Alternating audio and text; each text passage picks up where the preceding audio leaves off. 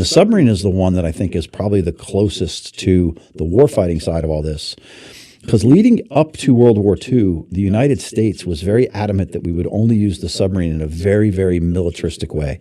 Our skippers were only going to use that platform to engage the capital ships of our adversaries, aircraft carriers and submarines. We thought what the Germans did in World War I was abhorrent, the way that they engaged maritime shipping, merchants, merchant mariners, non-combatants, to put that war material at the bottom of the ocean. So after World War I, there came to a point in the there was one of these Navy treaties or conventions in 1923 where even the United States went and said, we should abolish the submarine. We think it's sort of an immoral, unethical way of warfare.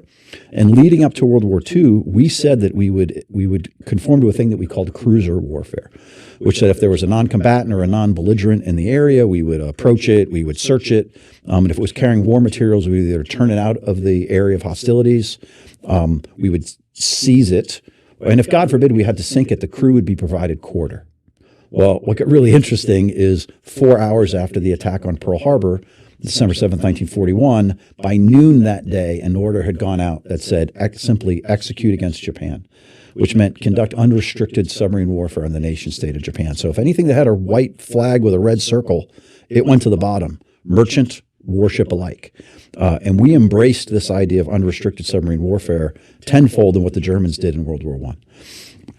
So when you take that and you start thinking about the possibilities of what cyber and cyber warfare mean today, our adversaries are probably unconstrained by the way they're going to think about using that target set.